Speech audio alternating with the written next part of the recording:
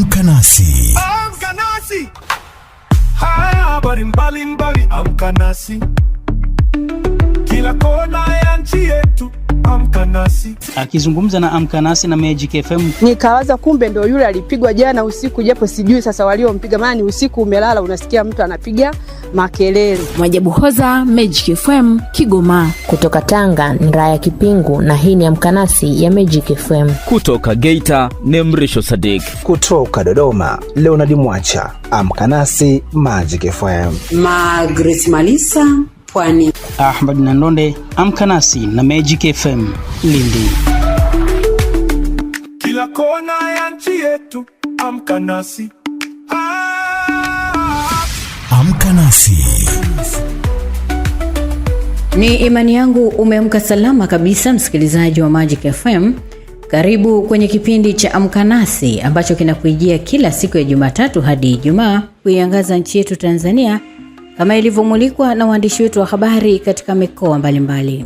Kipindi chetu leo kinaanzia mkoani Dodoma, ambapo tunasimuliwa kuwa siku chache baada ya mkazi mmoja wa kijiji cha Ngongona mkoani Dodoma akionekana katika mtandao wa kijamii akiomba baada ya mtoto wake kupata ulemavu kutokana na kuwekwa kwenye jokofu na dada wa kazi, huku akisisitiza kuwa hana sehemu ya kuishi. Sakata hilo limechukua sura mpya baada ya majirani na viongozi wa dini kutokufurahishwa na taarifa hizo na kudai kuwa sehemu ya taarifa hizo, ikiwemo kukosa sehemu ya kuishi, hazina ukweli wowote. Tupate simulizi zaidi kutoka kwa Leonard Mwacha. Alimvua nguo zote afu akamdumbukiza kwenye friji, sehemu ile ya kugandisha, na mtoto akawa amesha ganda. Ni baada ya picha mjongeo, yani video, katika mtandao wa kijamii ikimuonyesha mama huyo akilia huku akiomba msaada wa matibabu ya mtoto wake mwenye ulemavu na makazi ya kudumu, yani nyumba, baada ya kudai kuwa anaishi katika kibanda kidogo kilichojengwa na mabati na kisicho na mlango. Ninaomba Watanzania wenzangu, naomba mnisaidie. Cha kwanza Patrick nimpeleke hospitali. Cha pili pia hata sehemu ya kuishi sina. Hatua hiyo imewaibua wakazi wa eneo hilo, akiwemo diwani wa viti maalum na mama mchungaji, wakionyesha kusikitisha na suala la mama huyo kudai anaishi katika kibanda hicho, jambo ambalo sio la kweli. Mimi sijui itokea nini, lakini nyumba anayo na kile kibanda ni kama vile kajiko fulani anapikia. Lakini siku hiyo ikaonekana ameweka pale na godoro na mtoto. Wakati mimi naenda sijamkuta ile mtoto, nikasema imekuaje leo umehama hapa, mko wapi? Majibu ni ukali. Sikuwa mimi peke yangu, nilikuwa na mjumbe wa serikali ya mtaa. Kwa kuwa tumeondoka hatuna amani. Hasa nikamwambia lazima uwe mpole kwenye jambo hili, sio siri tena. Umesema watu wengi watataka kujua habari zako. Akasema hata wakija nitatoa habari hizi kama alivyosikia. Asa mbona unadanganya kwenye nyumba? Mjumbe wa serikali ya mtaa akasema hii nyumba mama si ya kwako. Si wakati unaandikisha kiwanja mimi nilikuwepo. Ndio unajua hivyo, lakini nyumba sio ya kwangu. Kile kibanda haishi kwa kweli kiujumla. Lakini kama mliona nyumba pale na sebule iko tu vizuri na masali nzuri ambayo tu kiingia pamependeza, pako vizuri. Mle ndani ndo anamoishi. Ila asubuhi akishadaamka naweza akamtoa pale mtoto kwa ajili ya shughuli za hapa na pale, kuosha vyombo, kumuogesha, kumnywesha uji, anakuwa anamweka pale. Kwanza ni kweli kwamba katika ile familia yule mama au yule dada kuna mtoto mwenye changamoto. Hiyo ni kweli. Lakini kuhusu kwamba hana mahali pa kukaa au hana nyumba ya kukaa ni maneno ya uongo, si kweli. Na kingine kwa maana alirekodi amekaa kwenye banda fulani la mabati na nini, si kweli, pale ni kwake. Na ushahidi huo tuliupata kupitia kwa mjumbe Molen Kushoka ambaye ndiye aliyeandikisha wakati wananunua lile eneo ambalo ndio anapoishi pale. Alithibitisha akiwa Molen Kushoka, mjumbe wa serikali ya mtaa, akiwa na diwani wa viti maalum mama Janet Kusaduka. Kwa hiyo baada ya kumjibu vile, nadhani kutokuwa na ukweli katika taarifa ile ndio kulikwamisha jitihada za kumsaidia.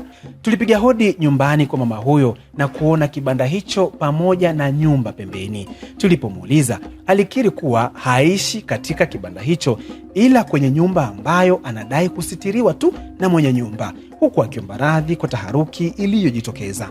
Sikai kwenye kibanda hapa, tunapumzika mchana, usiku ndo tunaingia ndani. Niombe radhi wa Tanzania wenzangu, vyombo vya habari walivyokuja kunihoji na wakatoa kwenye vyombo vya habari kuwa nalala hapa. Niseme tu kuwa sio kosa lao, kwa sababu na wao walinikuta katika mazingira haya. Lakini pia kuhusu sehemu ya kuishi au makazi ya kudumu sina. Mimi nimehifadhiwa, kuna chumba kiko ndani, ndipo ninapolala. Majirani na jamii wanakubali kuwa mtoto huyo ni mwenye ulemavu na anahitaji msaada, japo bado wanatilia mashaka ulemavu huo kusababishwa na kuwekwa kwenye jokofu. Hata hivyo, tumemtafuta mtaalamu wa afya Daktari Mugisha Nkoronko, ambaye ni daktari bingwa magonjwa ya upasuaji, idara ya upasuaji na mishipa ya fahamu na ubongo katika hospitali ya Benjamin Mkapa, kutaka kufahamu ni kitu gani kinaweza kutokea ikiwa mtoto wa miezi 4 atawekwa kwenye jokofu kwa saa moja hadi kuganda kama anavyodai mama yake.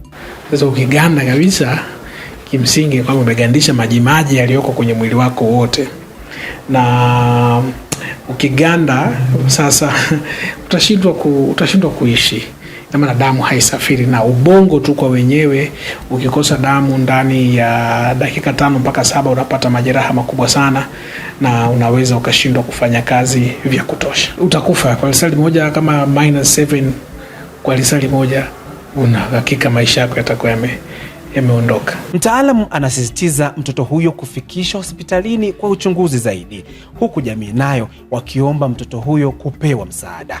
Kutoka Dodoma, Leonard Mwacha, Amka Nasi, Magic FM. Siku nzuri naziona kama hivi ninaposikiliza hii Radio Magic. Jeshi liko tayari yote kwa ajili ya msingi. Hapa ndo nyumbani kwa habari burudani. Magic FM 2026. Mtaa umeamka, tunasikika.